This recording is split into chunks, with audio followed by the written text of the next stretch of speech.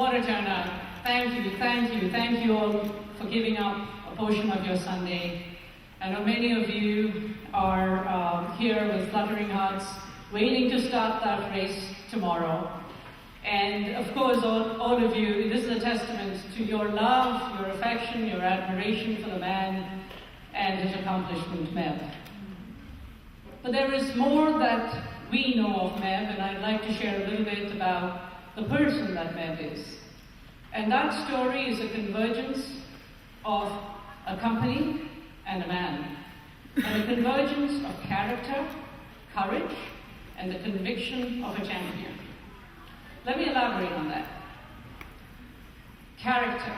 The character of this company has its roots and its very genesis in a child who had a very, very rare condition where he couldn't produce blood glucose.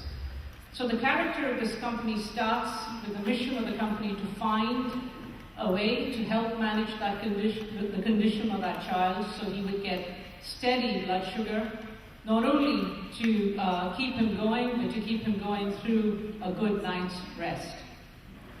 So what we wound up doing was really looking at all kinds of carbohydrates and finally finding a carbohydrate that would break down very, very slowly, giving you steady energy. That is really what powers UCAN. But the character of Meb is really embodied in that he embraced a young company that really was setting out on this mission.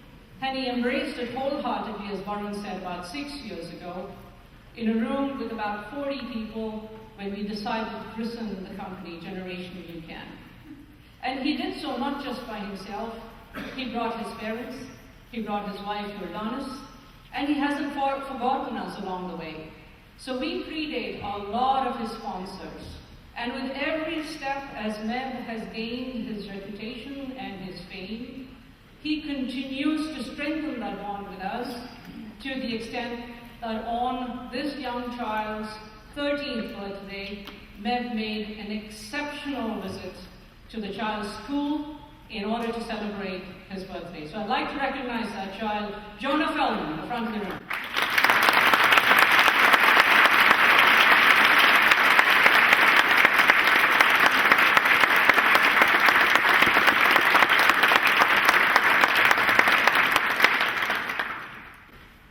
So where do you see such character in champions these days or in celebrities these days? So that's really about character. Let me talk about courage. The courage that binds the company and the man, Meb, is embodied in that the company, UCAN, set out to redefine the way nutrition is done. We set out to challenge the big hydration companies, the big bar and gel companies, to say that there are alternative ways of fueling.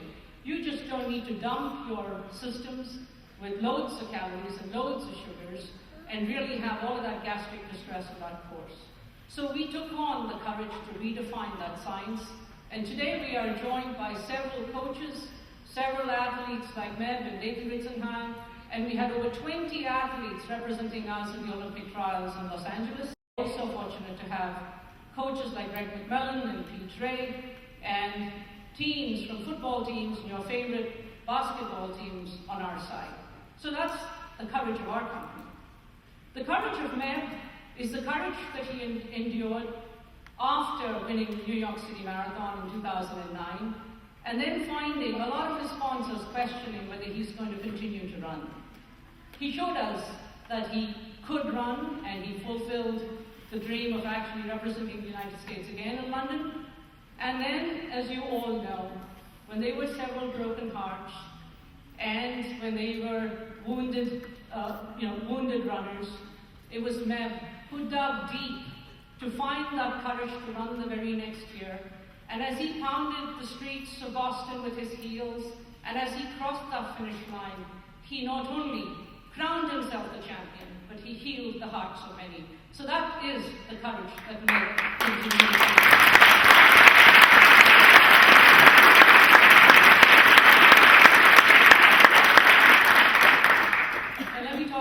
Conviction in champions. All of you in your hearts have that spark that's embodied in that word, UCAN. It's a UCAN dream, it's a UCAN inspiration. And it's the UCAN sense of achievement. And that's really how we set out. When young Jonah had to be woken up every 2 hours, day and night, to be kept alive, we all dreamt that there was going to be a day that he would sleep through the night. And we did achieve that in 2009. And today, it is that very spark that is embodied in Meb. As he continues to defy age with achievement, as he continues beyond his Boston Marathon to proudly represent us again in Brazil this year at the Olympics, isn't he setting a record about what age is and what achievement is? So we join all of you in recognizing you as champions, those of you who are going to run tomorrow, and may I take the privilege of letting our young hero, Jonah, introduce all of our heroes, Meb.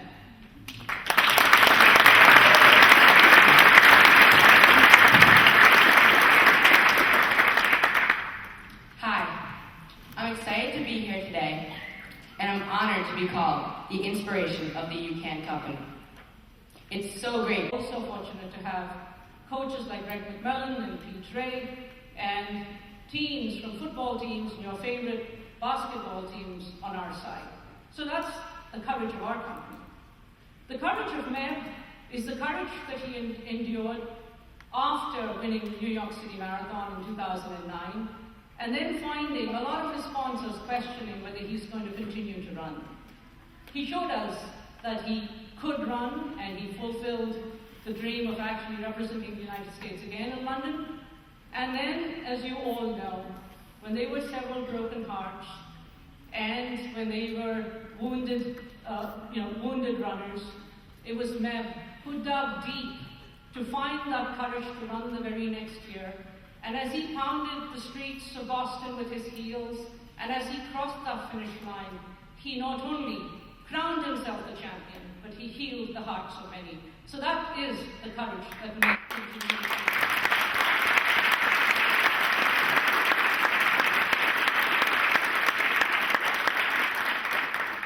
And let me talk about conviction in champions. All of you, in your hearts, have that spark that's embodied in that word, you can. It's a UCAN dream, it's a UCAN inspiration, and it's a UCAN sense of achievement. And that's really how we set out. When young Jonah had to be woken up every 2 hours, day and night, to be kept alive, we all dreamt that there was going to be a day that he would sleep through the night. And we did achieve that in 2009. And today, it is that very spark that is embodied in Meb. As he continues to defy age with achievement, as he continues beyond his Boston Marathon to proudly represent us again in Brazil this year at the Olympics, isn't he setting a record about what age is and what achievement is? So we join all of you in recognizing you as champions, those of you who are going to run tomorrow, and may I take the privilege of letting our young hero, Jonah, introduce all of our heroes, Meb.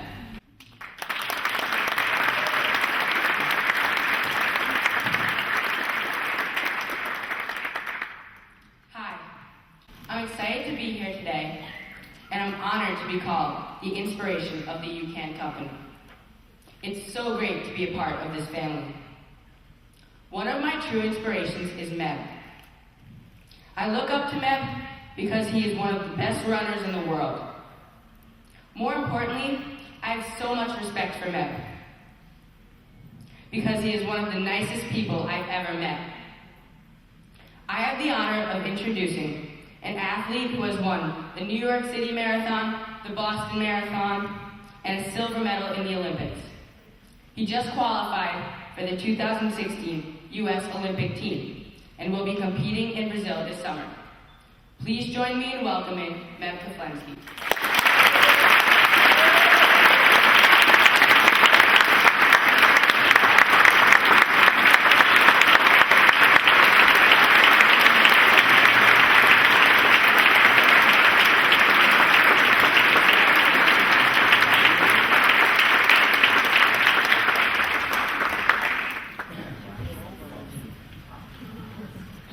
Pretty tough act to follow, but wow.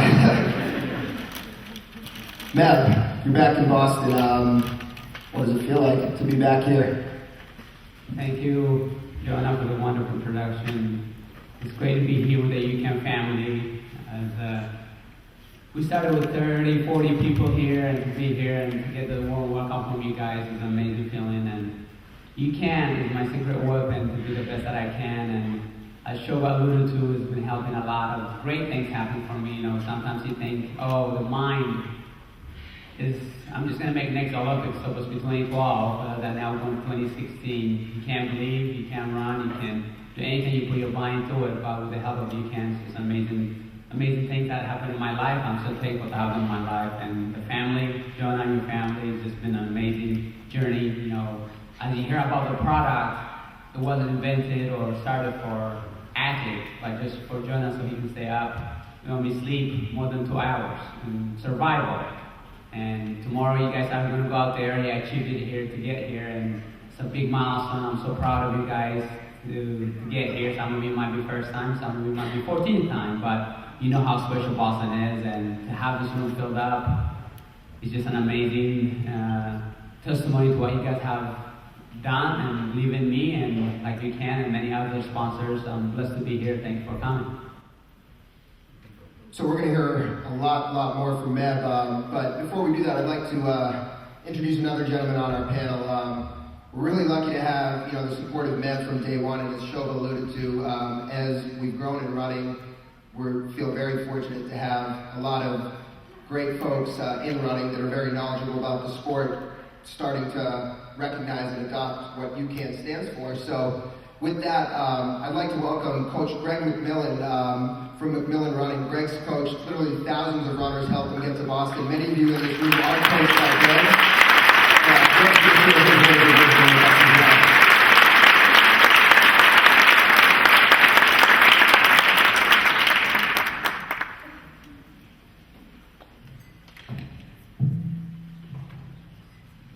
Before we hear from Greg and Meb, I would also just, like to give a shout out to a lot of other special folks to us here in the room today. Of course, Jonah's mom, Wendy, sitting front and center. So happy she was able to make it here. We also are very excited this year to announce a partnership with the Zap Fitness Elite Training Center in North Carolina. We've got their head coach, Pete Ray, in the back. Also, two of the Zap Elite athletes, Tyler Pinnell, who was 5th at the Olympic trials. For many of you who watched that race, Tyler ran his heart out, ran a really gutsy race. And we've also got Joanna Thompson from Zap, who's an Olympic trials qualifier as well. So we'd just like to acknowledge all the folks from Zap Fitness here with us today.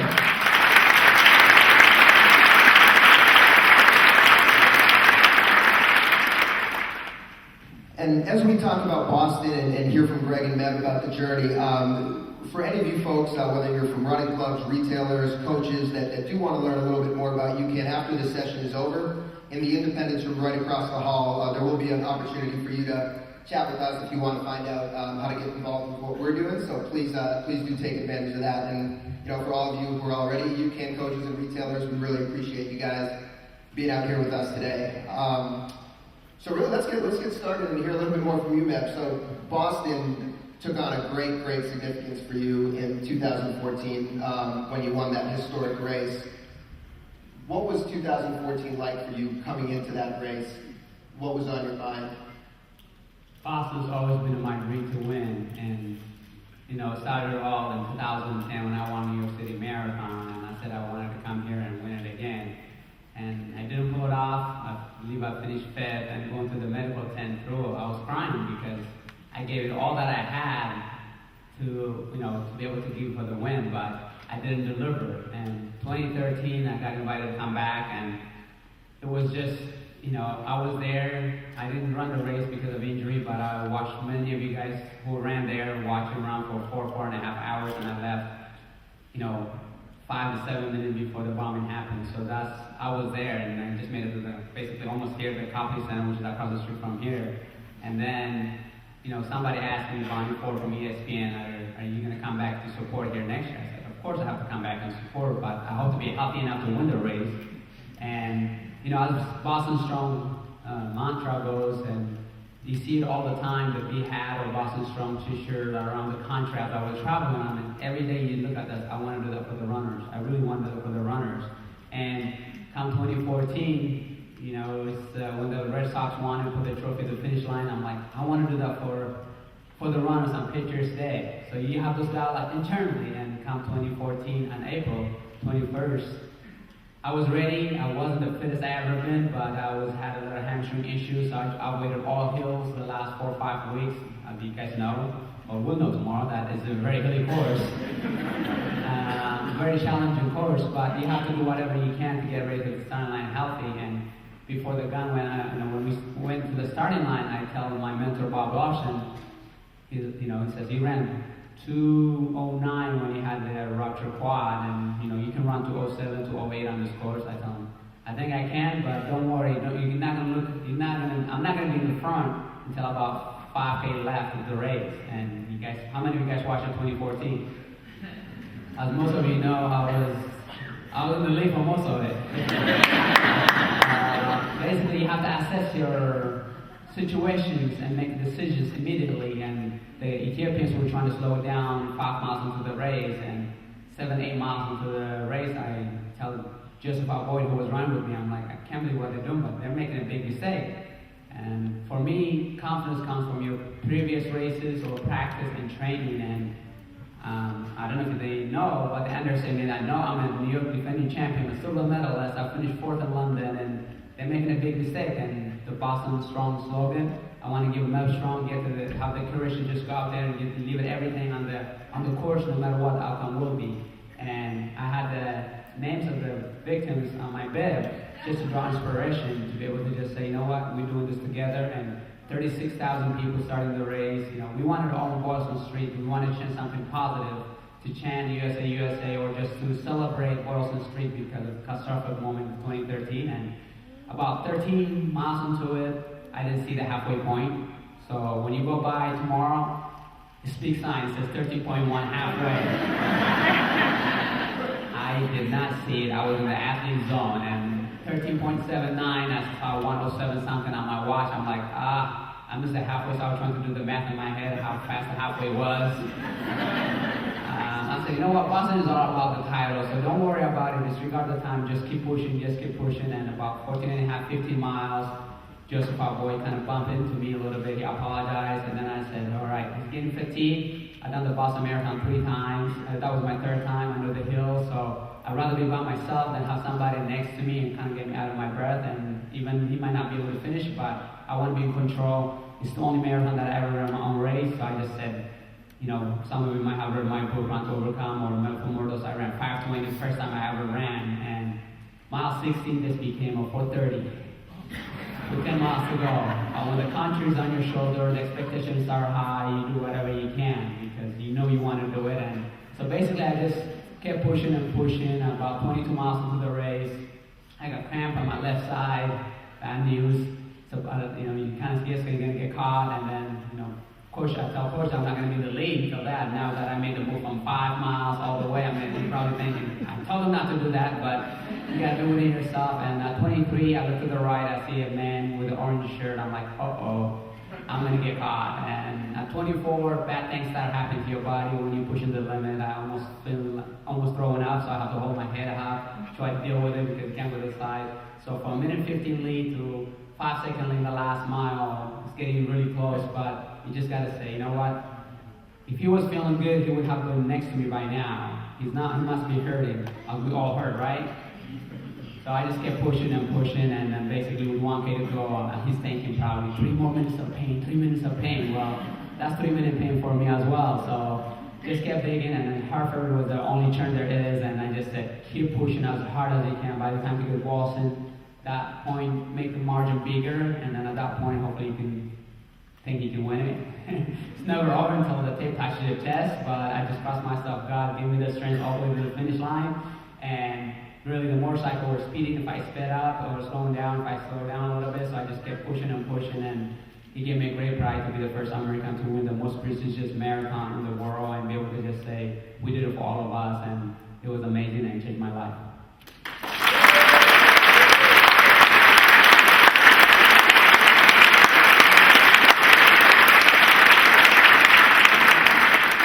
A quick show of hands, who here was sharing a course with Meb that day in 2014?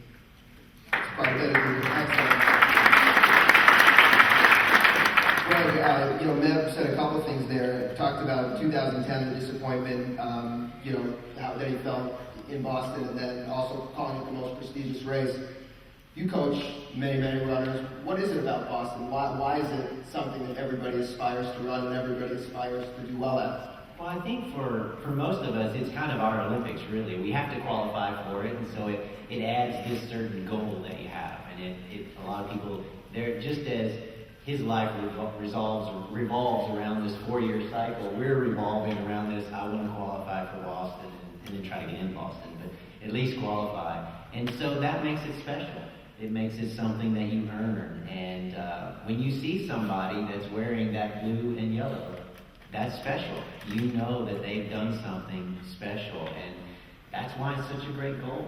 And I love it for that. I think that's what gives it a certain vibe, is that everybody knows what it took to get to the starting line, what it took to actually be able to run in the race is special.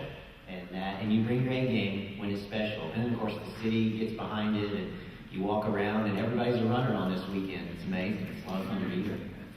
Who's running tomorrow? All right.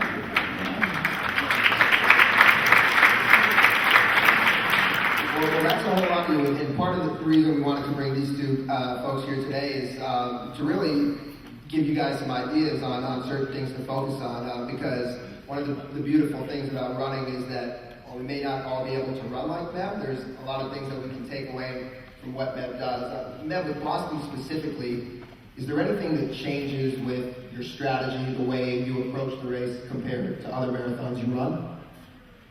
Well, I always tell people life is about patience, marathon is about patience, Boston Marathon is a test, the exam. See if you can apply what patience is, because of the downhill start, narrow street at the beginning, you have all those tools that everybody wants to just all excited. Greg said everybody's excited to go. You want to go with them, but at the same time, are you trained for that? You have to make those decisions, and obviously the hills are waiting for you at the right time. About when you get about like 16 and a half, they talk about Newton Hills, but the one before that. So it's a different course. Everybody's excited, they're delighted to be here. It's the Olympics for everybody else. Not that comes every year, and it's an amazing journey. You earn to be here, and you want to be able to finish, and it's a ceremonial. You earn to be here, and you invited family, friends, and be able to celebrate this. I call the jackets or the sweaters the walking diploma. You take so much pride in that just because you worked so hard. I know some people that took forever for 22 years to qualify. Some people qualify the first time, but you have to earn it. So just be patient, have fun, and enjoy the journey. And it's an amazing journey, and you should be very proud of yourself. Greg, you've probably coached people to run literally, hundreds of different marathons. What is different about running Boston when you get your runners prepared to do it? Well, I think there's a few things. Obviously, we know the course, as Meb alluded to. It encourages you to make a mistake early, which is the worst thing you can do in the marathon. And so the course itself is set up to challenge you. It is a great test. But also the atmosphere is a challenge too, because most of us, we never run in a race where we have that many people who are the same speed as we are. And we're all jam-packed together in this really narrow road, and we're all starting together. And then we've just been bussed out for what seems like 10 hours on the bus. And then you've got to go to the bathroom. And then you stand around and sit around, and you're just waiting to be called. So there's all this, it's like a lot of sort of, I just want to go run. And that comes out, I think, at the start. And that's why you see, and when I ran, I was in the first wave, first corral, and people were flying by me. I thought, where are you going? But it's just, I think there's that excitement. And so now all of a sudden you've got really, it's a triple threat, right? You've got the downhill course, everybody's sort of fast and they're around you and they're your same speed and you're excited, and then people are going even faster, and it really sets it up to where you do have to be in control. I think emotional control in the marathon is always a big challenge, but at Boston it is a supreme challenge. And if you do it right, it is a fast course. It is an awesome course. It's the best experience you can have. And we see proof of that when we look at how athletes run well here.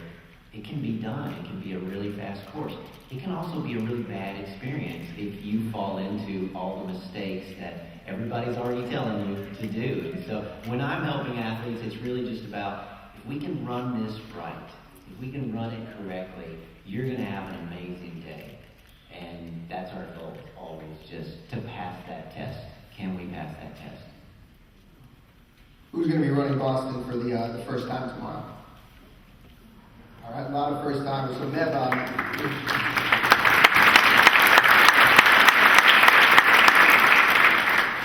Meb, what do you remember from the first time you ran Boston? And is there anything that you learned from that first time that you took away with you moving forward? I've never done a half marathon before I did a marathon. And 2006, I was in shape to win it, I believe. I made a mistake. I mean, it's a downhill, and I was just looking at the splits versus the overall. So, as Greg alluded to, the Kenyan had a false rabbit. So, meaning that somebody that designated to be a rabbit, which I didn't know. So I just went with them, and another guy, Benjamin Lyman, went with me, and halfway through, I ran 1:02:44. And I said, it's going to be a great day, a PR day, or it's going to be a long day. And it sure was a long day because everybody chanted USA, USA. I was wearing the USA jersey, and the crowd is amazing and electrifying, and I really wanted to drop out. They won't let me because they just saying, come on USA, you got this, you got this. I'm like, only if you knew how I'm feeling right now. And basically, so I ran 1:02 and then 1:07. 5 minutes lower the next half. So that's why the test of patience. If I stayed even, I would have gone second place at best, or even have a chance to win, but I didn't play smart. So for those of you that are on the first time, be patient. Slower is better for the first 14, 15 miles. After that, if you'd rather be passing people or with people than just say, oh my goodness, what have I done? That's exactly what I did. When I got to the fire station, I'm like, what have I done? And since then, for the last 8 miles or so, I really wanted to just stop. But it helped I was in third place. I may take third place and finish third place. But other than that, it was tough day. Greg, when you start coaching, a lot of people running the Boston for the first time. When you start coaching new runners that are training for a marathon, how quickly does that goal of Boston come up? Is that something that people pretty frequently are pointing to? Absolutely, it's BQ. We all know that, right? BQ. It's part of the runner's lexicon now. Everybody wants the BQ. That's a big goal, and so it usually starts pretty early. I think once people prove that they can finish, right? You need to do that first, and then very shortly you learn that I want to go to Boston. I want to qualify for Boston. I want to run that race, and so then you set up. Okay, what do we have to do to get qualified? And we always hedge it by trying to get a little faster than qualifying. Now that you have to be faster, and that sets the goal. And then you have to work, and it might be the next marathon, it might be 2 marathons, it might be 3 marathons, but we can do it in a smart way to get you to that time goal, and then get you here. So, Meb, really since you won Boston in 2014, there's a lot of cities that are probably like this for you. You're kind of a California guy, having grown up in California, but New Yorkers consider you one of them. Bostonians now consider you one of them. Throughout the first pitch of the Red Sox game yesterday, what support have you seen from the city since 2014? What's it been like coming back year after year? It's been amazing to keep coming back. It's like almost homecoming. You guys know that you went to high school, right? Homecoming is pretty special. But yeah, most people think I live in New York as much as I am in New York. They're like, oh, we're next to you in Connecticut. I'm like, we're neighbors, or we're close to you. I'm like, I live in San Diego. What? I thought you were in New York, but no, that's not the case. I'm still in San Diego, even though maybe New York is next. But it's wonderful. It really is. Runners are a really tight community. It's like a family to me, and wherever I go, it's been embraced really well. And I love giving them thumbs up or high fives. And even though this morning I was more at a faster cadence because I was running late for my 10:30 appointment. So people are saying, good luck tomorrow, but unfortunately I'm not running tomorrow. Many people want me to run, and I would love to do it, but I don't think it's the smartest thing as I've gotten older to get ready for Rio. You know, part of me wants to do it, but super fit kind of eases the pain. But I'm envious of you guys. Go out there and have fun, and you know, this is the Olympics for you guys. I wish you all the best and have a great race. But no, it's been amazing to be able to come back here and be appreciated and go to New York and get appreciated, and everywhere else I go. It's been, you know, the running family is just amazing. I feel embraced really well. Let's talk about what's next for you a little bit. So back in the middle of February, I'm sure all of you know this, but Meb qualified for the Olympics yet again for the 4th time, and we'll be running the marathon in Rio this summer.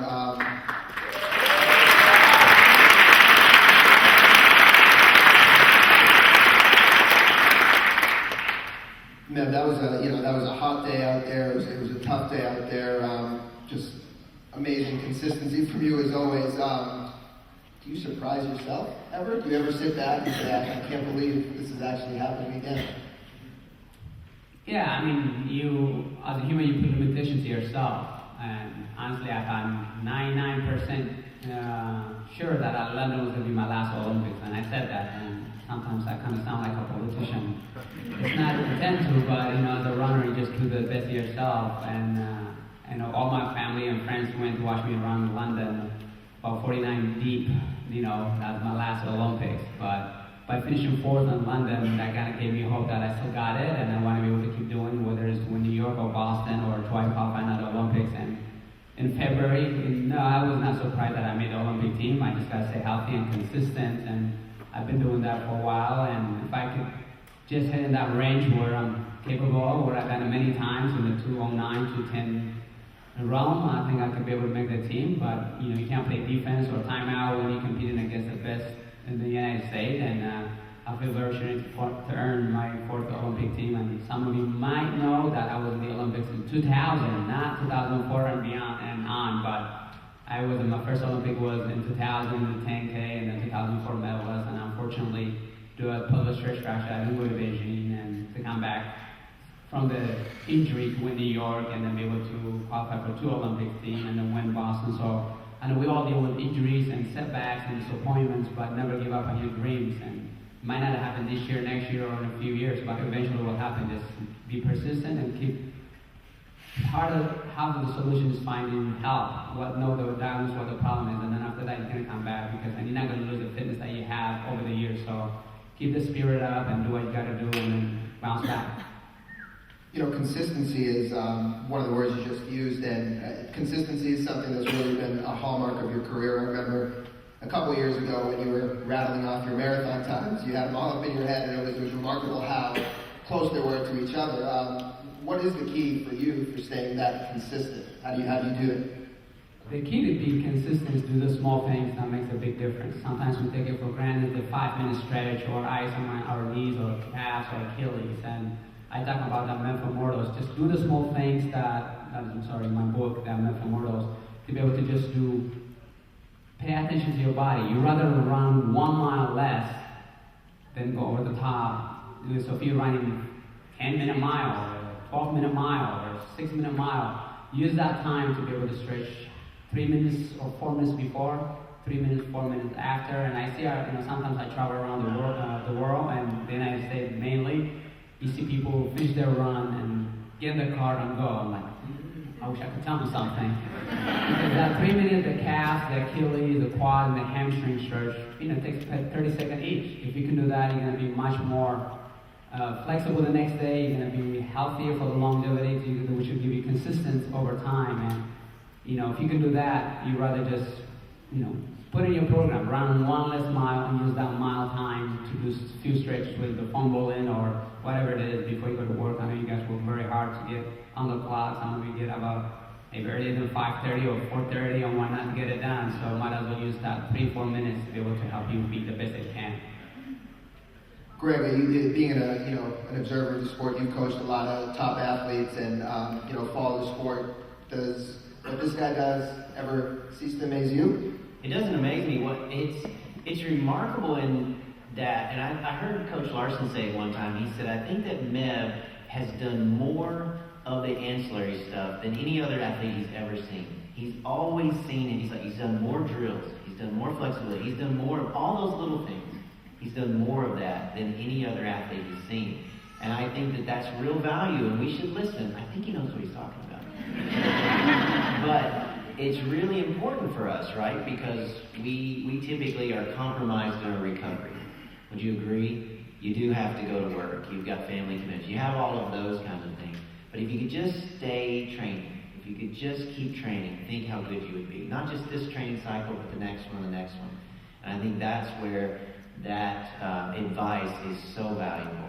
Is just keep running. Everybody wants to keep running, so let's do that. And I think that it's nice to have somebody who kind of practices what he preaches, and the results come as a result of that. And so that's really valuable for all of us, I think, to take. After you recover from Boston, good time to commit to that idea of just making sure you're doing a lot of the little things frequently. That'll pay off in the long run.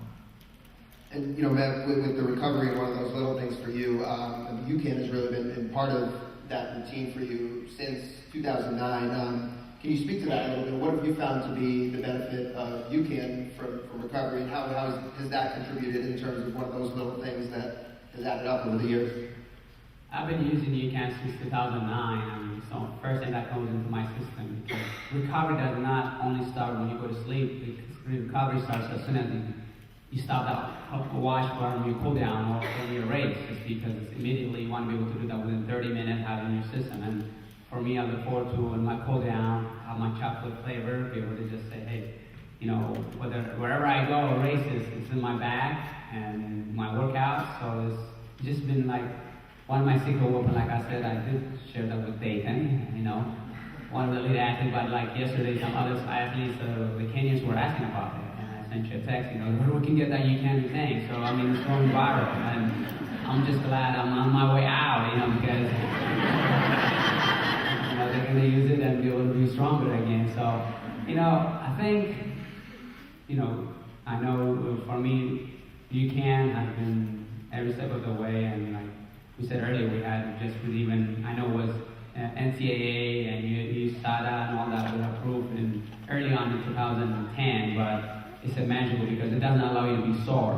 It just allows you to sometimes my mentor Bob Lawson say, are you sore after my first interval coming back from a marathon? I'm like, no, because that's the first thing that goes in my system. And you know, I also when I travel, if I need a spark of energy, I just have Generation UCAN shake. And so, you know, it gives you that sustained energy. And I do make a lot of appearances and a lot of other goals. So I definitely use it for my, you know, give that consistent energy. And I know it's not going to upset me or hinder me in any way, so it's just been an amazing product and a great people to work with. Greg, you know, for you, kind of coming up in sports nutrition as an exercise scientist and really being taught the traditional carbohydrate loading model, what intrigues you about, you know, making that switch and rethinking things?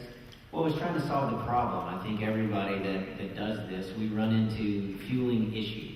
And a lot of that is gastrointestinal. Everybody have that, where you've gone on a run and had to make a lot of stops. A lot of it is power or energy, so that you don't want to get tired at the end. You want more energy toward the end. And we kind of know from physiology what's going on. It's just how do you combat that? And the traditional method, of course, was that you used a lot of fast-acting carbohydrates, so it really got into your system quickly, raised the blood glucose, and that kept the blood glucose high. But then, of course, if you do that, then the body says, well, that's too much, so it begins to drop it, and then so you have to dose again, and you get into this cycle of sort of a lot of carbohydrate, too little, and so it plays this game. And of course, the gut's changing across the run, so now it's not as pleased with what you're doing to it, and so it's unhappy. So I was always trying to figure out, well, if we could just stabilize the blood glucose, and we wouldn't have to dose so frequently, so that it would be kinder to the GI system. And that's when I heard about Generation UCAN. I said, well, I want to get some of that and try it. Being an exercise scientist, you always experiment on yourself. And I was like, well, this is solving that problem. I can have the energy that I need. I can fuel for these runs, but I don't have to crush or upset my GI system. And that was a comfort, right? Does anybody worry about that when you're starting the race? You're like, well, I hope I don't run into that again. And that's a real comfort. And so that's why it's been so great. And that's why this room is so full. Because it is solving their problem. They're able to be fueled and avoid the GI distress and have more power at the end. And more power at the end feels so good in a marathon. Meb, coming back to you on Boston, I remember a couple days after you won Boston, we were with you in New York City, and just walking down the street, it was kind of a mob. Every single block, people were recognizing you. Are you the guy that won the Boston Marathon? You've had a lot of really cool things happen to you since winning Boston. You share one or two things, the coolest things that you've experienced since winning Boston?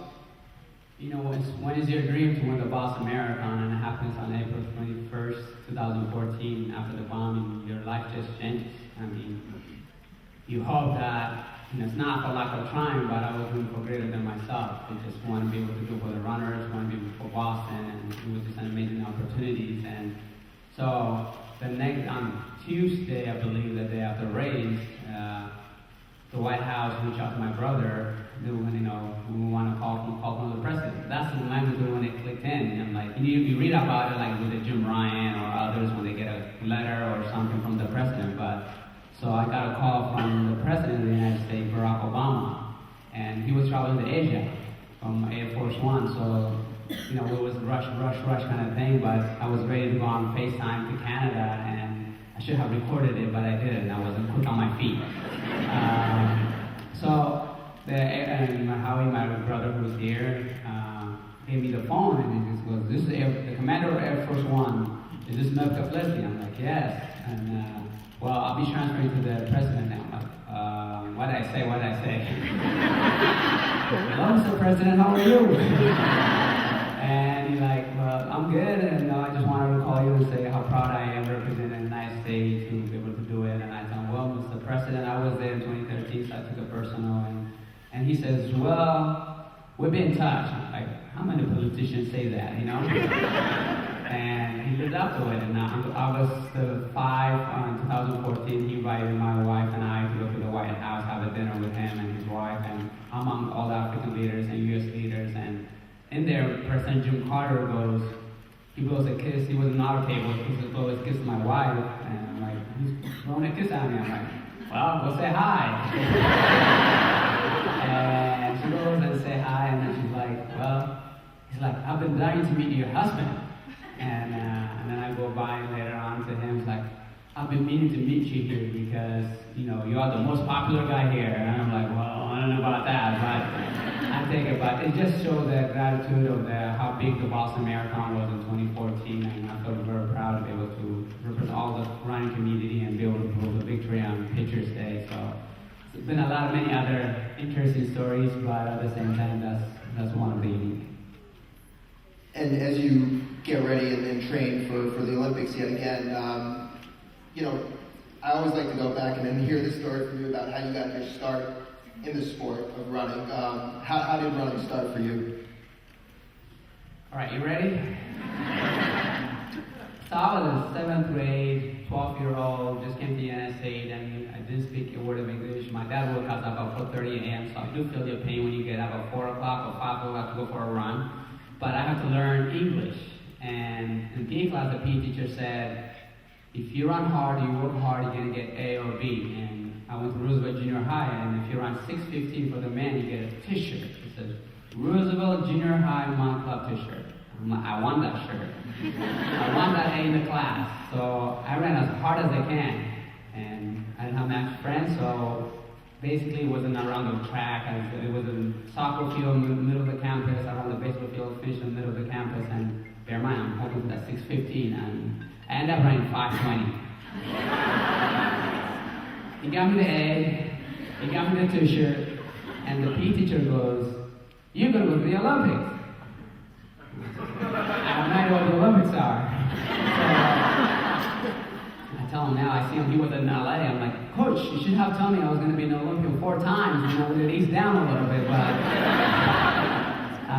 that's how it started, and, but you don't become Olympian by people telling you, but you have to work hard, you have to be committed, you have to persevere, and do the small things that make a big difference. And for me, running never, even though it got me a full scholarship to UCLA, I never gave it the first priority until I graduated from UCLA, because my parents always emphasized education is the key to life.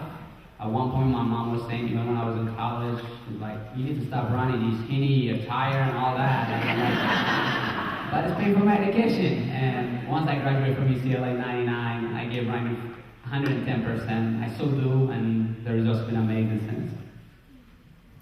Greg, as we hear Meb tell a lot of these stories of getting into the sport, and what would you say a couple things that runners can take away from Meb's story and Meb's experience? Well, I think the two things that he talked about here continue, and I'm lucky I get to do this several times with Meb, and it's always the same thing. It's like, do the little things so you can be consistent and never give up. Keep trying. I feel like Meb's career, now it's all rosy, but if you don't have to go back too many years before everybody had written him off. I mean, I really feel like after 2008, the trials there, everybody was like, well, he's old, he's done, he's broken, he's gone. I feel bad for the young guys who thought they had a spot, because now they still are trying to get a spot because he's still here. And I think that's really what resonates, is the consistency in doing all the things to stay healthy so you can keep training, and then just never giving up, never leaving the belief. I always think about, it would have been interesting to see him doing the cross training during those periods where he didn't make the Olympic team in 2008. And really, like, what's your incentive? He'd already made 2. He had a medal. Like, what's the incentive? What's the motivation? But he kept doing it and came back. And I just think that's a great inspiration for all of us, isn't it? That we should do little things and never give up. And that's probably a pretty good thing in life as well as running.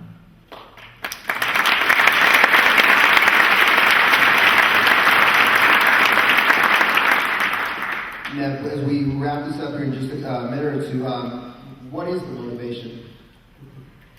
The 520 mile is the motivation. I felt God gave me the talent to run, and the max out of full potential was the Boston 2014. I felt that was a confirmation that I was on this earth to be a runner and touch people's lives. And yes, I went a year and a half of therapy. If somebody told me in life there's no guarantees. If somebody told you you're going to New York, you're going to make another Olympic team, you would do it in a heartbeat. But there's no guarantees. So I just basically, when my pelvic fracture happened, I couldn't stand up. If I want to go to the back door over there, I have to crawl on my elbows and knees. I'm pretty sure some of you have kids, like 10-month or 11-month-old baby. I couldn't stand up. But what I said is, God, give me the strength to keep going. But if it's over, because I have that medal, I have American record, I have been to Olympics, I'm ready to give it up. I mean, I was out front and said, you know what, I've been blessed. But there's more. I know there is more internally because on how my training was going, and keep going. So I went a year and a half. I saw 50 doctors trying to diagnose what was going on, but everybody have different theory. My abdominal tear, and I scheduled for surgery, and I was gonna come back. Try to come back for the 10K too fast, and I didn't have a shoe sponsor for 8 months when the family's getting bigger. So there were a lot of obstacles, a lot of challenges, but you believe in what you're doing. Nobody can test the heart. You guys are going to challenge yourself tomorrow. You know it's going to hurt, but what are you doing it for? You have to think about all the sacrifice that you have made, all the training that you have done, and say, you know what? No matter what, this is really bad. You're going to get to that finish line. That's the beauty of our sport. It's challenging, you know it's gonna hurt, but at the time you say, you know what, I'm there to do it the best that I can. We have different age, different gender, different abilities, but we're gonna get to that finish line together and have fun. And when you do that, it's a magical moment. And I wish you guys all the best. Thanks so much for coming. Good luck.